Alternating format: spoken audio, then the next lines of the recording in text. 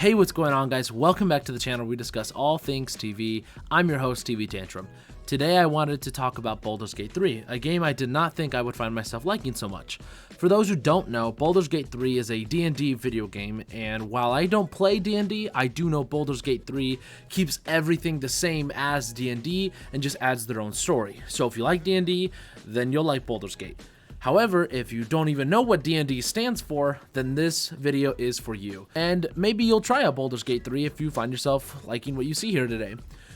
To begin, Baldur's Gate 3's bread and butter are choices and the many different branches of choices. There are many side quests that can go completely different depending on your choices leading up to the encounter and depending on your race, your sub-race, even your class, and sometimes even your subclass. For example, if you play a drow in the first act, you'll run into some goblins and they'll attack you. However, if you're a drow, they will think that you're their boss and let you walk where you please with no fight to be had.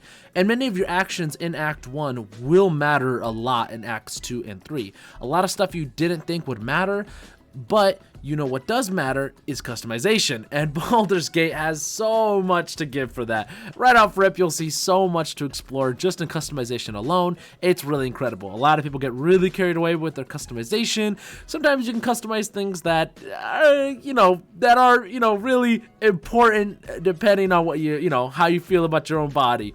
And the way the game is set up, you'll always find benefits and downsides with whatever race and class you choose. You cannot go wrong, so really just pick what sounds cool or looks cool. It doesn't matter.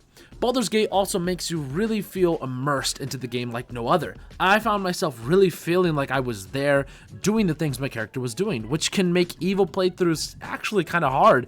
You will find yourself just exploring and experimenting with all kinds of different things, and the game has so much room to let you do what you want to do.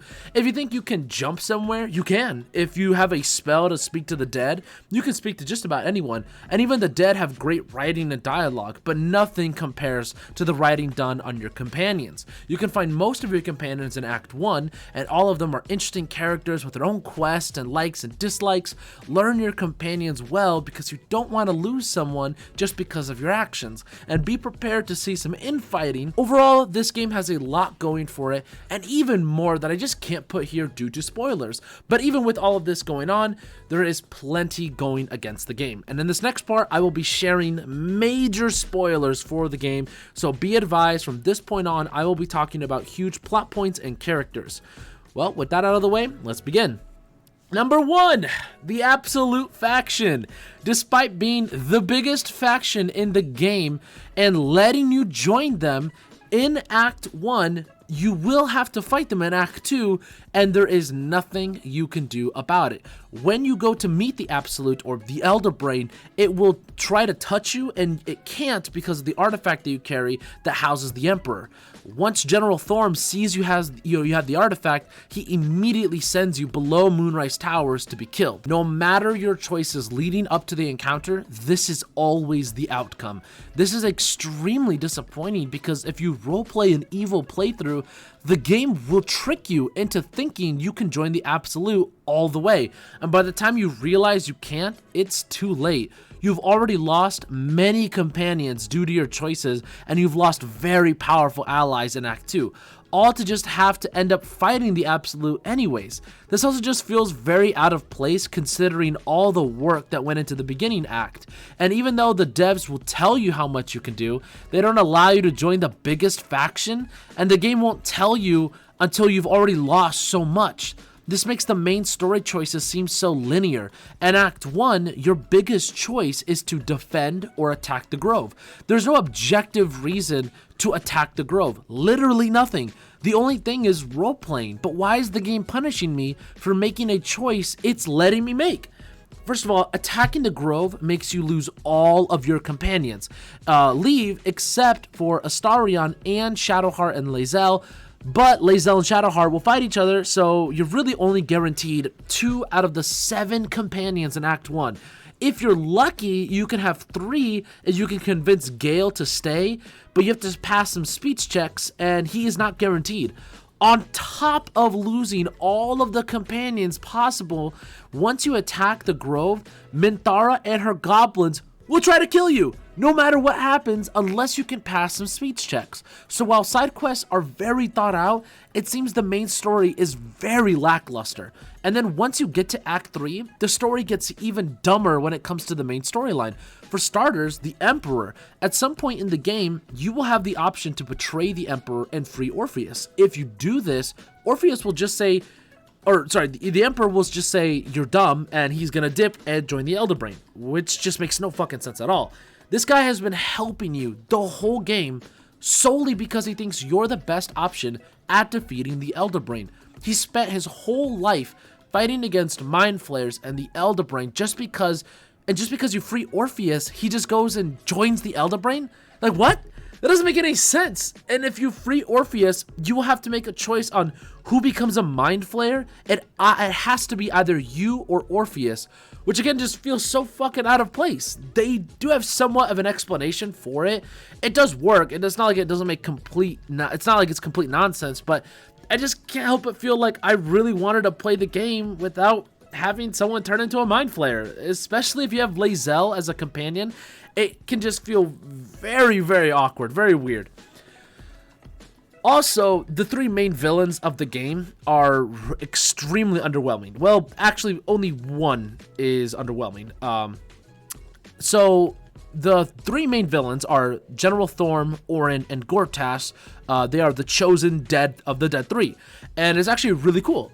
General Thorm turns into Merkel, or this giant skeleton Grim Reaper, and the fight is not that easy, honestly, even with the Night Song helping you.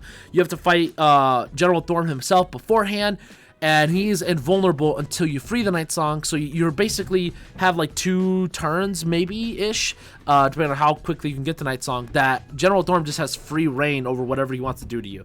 Then you also have some mages and a Mind Flayer to deal with. It's a whole big thing. Then Orin will turn into this giant monster thing, which is kind of cool. Her fight is, not too hard, but it's pretty interesting. She's the chosen of Baal, so she turns into this like monster blood-looking thing.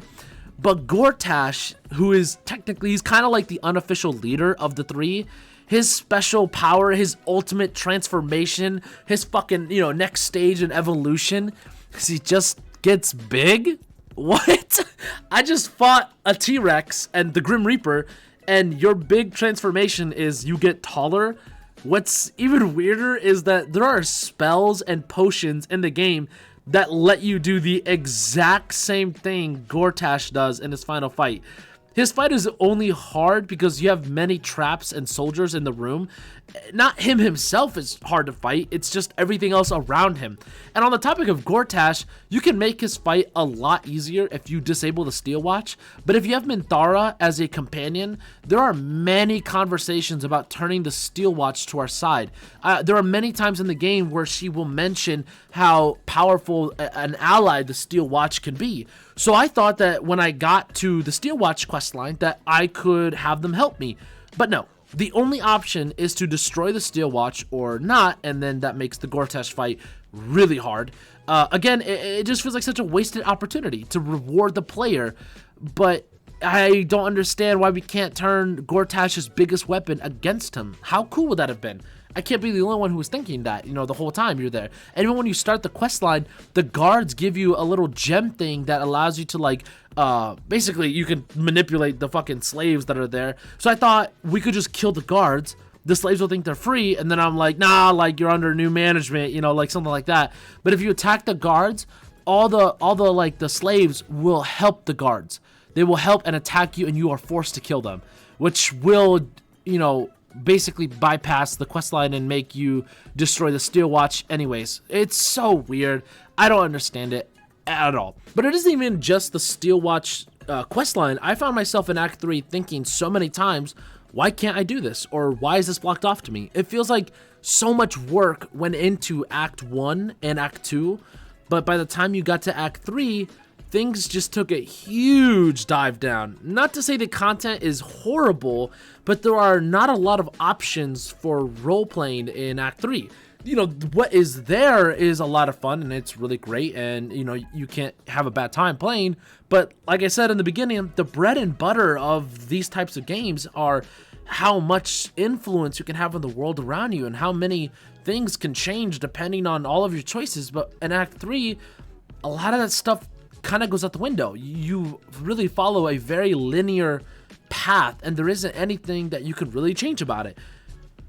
You really get, locked into a very specific path, and the game will constantly tease you, which feels like it's done on purpose. Like with the steel watch, like I mentioned before, like there's just so much stuff that's going on where it's like the game is making fun of me, because it's like, oh, like you thought you could, role play and control the steel watch. Psych. Like it felt so weird. Like there's a point in the steel watch quest line where you like get to find out that there's like brains or whatever that are like working the steel watch, and you can actually like manipulate the brains and put yourself into the shoes of the steel watch and control them for a second. And like, you can save children or kill some kids, or I don't know. You can do all kinds of stuff with the steel watch, but it's only in that one moment, and there isn't anything else that you can do besides that with the steel watch. That's really it. And it's just so weird because the game is constantly feeding you these little teasers on what you could do and what can happen.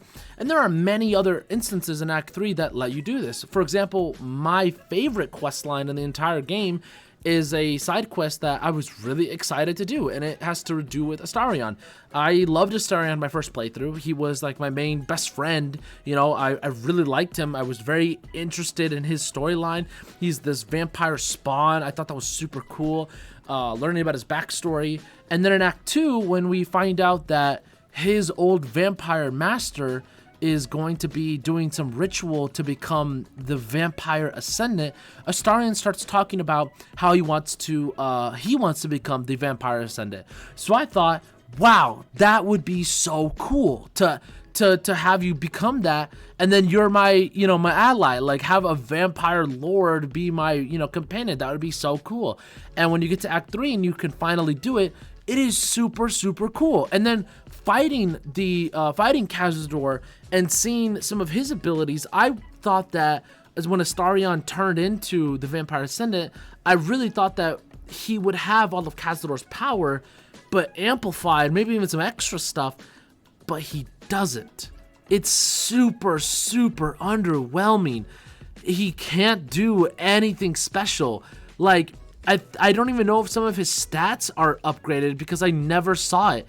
And he didn't become some like overpowering, guy on my team. He was kind of just the same. He had like 2 new abilities to turn into like a fart and then to like bite a little harder. Like, are you kidding me? This is it? Like, and what's even worse is, again, the game teases you because dialogue with Astarion reveals that at some point he can summon werewolves and he can, turn other people into like vampires or something like that. But he never gets to do that. It's all in make-believe land. It's all in the future. Like, because he, I guess, is too new.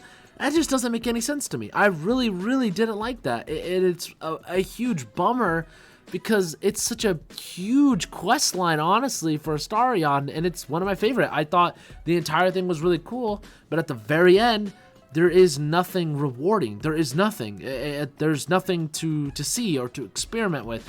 He just gets a new kind of personality. He's a little bit more like cocky, and that's it. He doesn't really turn into anything formidable. He just is kind of Astarion like normal. It's super, super, disappointing and such a letdown. But besides side quest, the main story is very good. It's just so linear, and you don't realize how linear it becomes until you've replayed the game a few times, and then you can really see, wow, like there are not a lot of options with the main story. To the point where my advice is to players to just be a good person in your first run through, because the game really only rewards you for being a good person. And despite having a lot of choices, I did find myself noticing sometimes that the choices were worthless and they only matter for a few lines of dialogue, but nothing more than that. But despite all my complaints against the game, it really is worth it. There is plenty to do. You can roleplay quite a bit. Even though the main story is quite lacking, I really recommend exploring, checking out a lot of the side quests. Believe me, the main story can be very compelling to go to. I just recommend playing as a good playthrough your first time around. You'll get, locked out of so many different things if you don't play as a good person. You'll miss out on so many companions. You'll miss out on so many other quest lines. There's just so much more rewarding to be a good person rather than roleplay an evil person. And roleplaying an evil person just makes the game that much harder. Like, objectively, your fights are stacked up against you a lot more. Things are way more difficult. People treat you way differently, and that's really shitty because, like, I don't understand that. I would rather be able to align myself with the other evil guys, but the game doesn't let you do that. And so, yeah, I mean, overall, though, the game is pretty great, despite my last rant here in the, last few minutes. Overall, I'm going to give Baldur's Gate 3 an 8 out of 10. A great game. I think it has potential to become the game of the year. I just wish it had a little bit more time in development. I think that would have done it some good. But anyways, thank you all for watching, and I will catch you all in the next video. Peace. Whoa. Fucking model hoes, wearing $1,000 clothes, sleeping in my bed with bitches that I barely know. I got these problems on my own, habits set in stone. Said I'll see you in the morning, and you wake up and I'm gone. And I'm just east side, pushing a whip fast and feeling it. She called and tell me these love songs a remedy. Ease off, baby, just ease off, you're killing me. Ease off, baby, just ease off, you're killing me. Girl, you're killing me. Girl, you're really killing me. I've been here for 7